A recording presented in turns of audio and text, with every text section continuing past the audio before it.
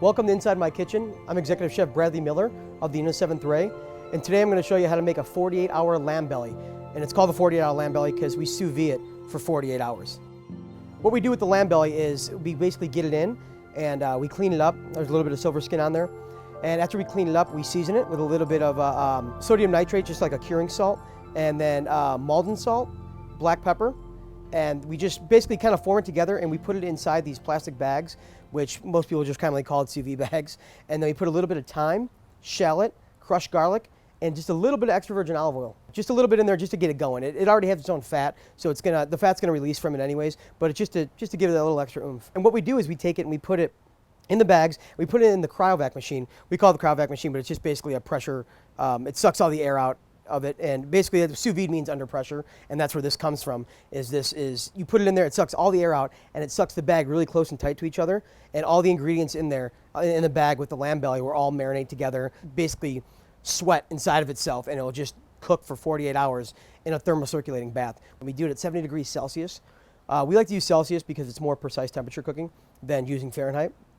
So we put it in there and we just let it go for 48 hours, and the water basically rotates around it, and it's in this bag, and it just basically cooks in its own juices, and it turns out so soft, so delicious. It's really unbelievable. This is the lamb belly that we vacuum sealed, marinated, and then cooked in the thermocirculating bath, the sous vide bath, for 48 hours. And this is what you get. We trim it up and cut it into portions, and then we vacuum seal it again. First, you want to turn your induction burner on, or whatever burner you have. Basically, all an induction burner is it reacts with the metal. It kind of shakes it at a high speed that heats it up. It can actually be really hot, the pan, and this is actually not even that hot. You want to just start out with a little bit of, we use a little bit of grapeseed oil. Any neutral oil is fine. Now, normally you'd season this with a little bit of salt and pepper, but ours is already pre-seasoned. This is going to splatter.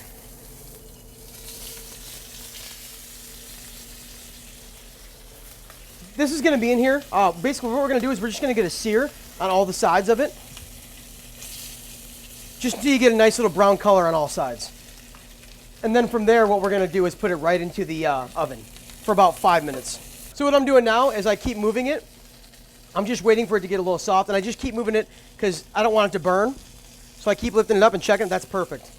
So what we're going to do is we're going to go into the oven with this. It's going to go in a 350-degree oven for about 8 minutes. Next thing we're going to do is we're going to do a little bit of Chinese broccoli. We got this at the farmer's market, and what this Chinese broccoli is, it basically tastes like broccoli. It just has a little, it's a little more, it doesn't have the florets like the broccoli does, but it still has that flavor. So what we're going to do here is, what we already did was, for a restaurant, we already cook them. We pre-cook them off in a little bit of salted water, hot water, and then it goes into an ice bath. But for home, you can just do it straight into the pan. Just make sure you cut them in half so the middles get cooked too. And what we're going to do for that, again, a little bit of grapeseed oil. And then just put these right in the pan. And for these, all you're going to do is cook them through. Just cook them all the way through, just so they're warm. Just getting a little bit of color on there. You don't want too much color, but just a little bit. And then we're going to finish with a little bit of butter.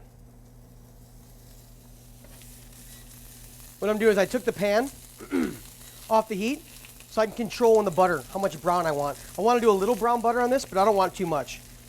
So now I'm going to put it back on there because now I understand how far the butter's coming, how brown it's going to get.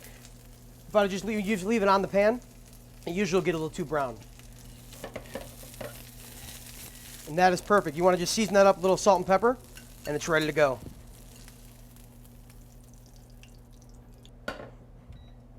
Next thing we're going to do is the barley. Now what this is just regular barley you can get at Whole Foods, you can order it online. The reason I keep going back to ordering things online is because that is the cheapest way to do anything when you're doing it in bulk, or if you're at home and you can't find a product, I guarantee you it is online and you can get it.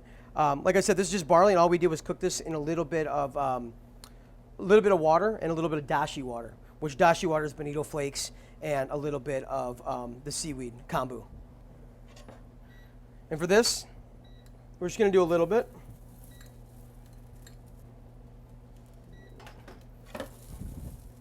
And this gets a little bit of, this is veal stock. Now what veal stock is just basically a little bit of roasted bones with a little bit of tomato paste and vegetables. And what it is, this is just cold veal stock, and we're going to put a little bit in there. And also, we're going to do a little bit of tamari. Tamari is very similar to soy sauce.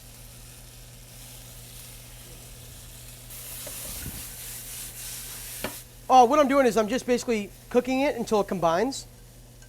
And then I'm going to add a little bit of lemon juice. This is lemon juice mixed with a little bit of yuzu. And yuzu is just like, it's basically a Japanese citrus.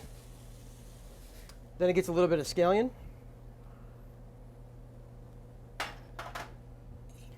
And what you want to do is you want to taste it and make sure it has enough soy, or if it needs more veal stock, or if it needs a little pat of butter. We usually just add a little pat of butter to it, just to kind of bring and round out those flavors. Perfect.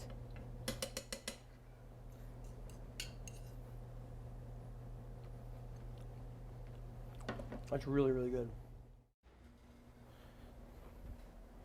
And basically, I'm just going to take some of the fat and I'm going to drain the fat off.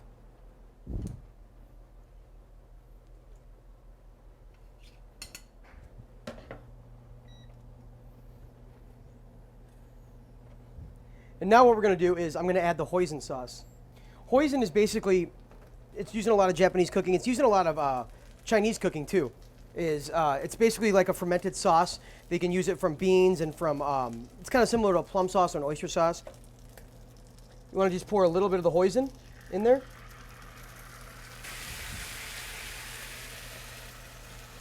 A little bit of butter.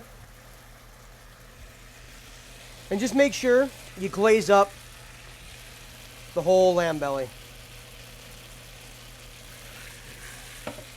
All right, after it's glazed, it's time to assemble.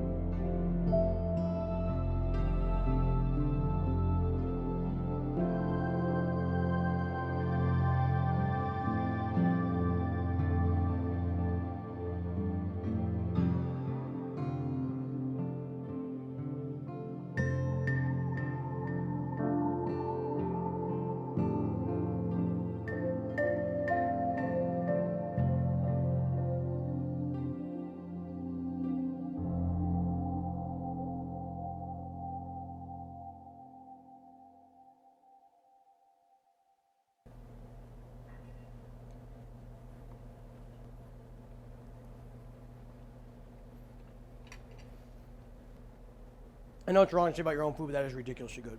I mean, that is unbelievable. When you get that sweetness of the hoisin and that unctuous flavor with the fat of the lamb belly, that barley feel kind of blends with everything and kind of matches everything out. And the citrus, the pea tendrils, everything is so balanced in this dish. And just a little bit of that heat from the Thai chili. This is just such a balanced dish. There's no way not to enjoy this. It's really good. Thank you for coming inside my kitchen. I'm Executive Chef Bradley Miller of the Inn of the Seventh Ray, and that was the 48-hour sous vide lamb belly.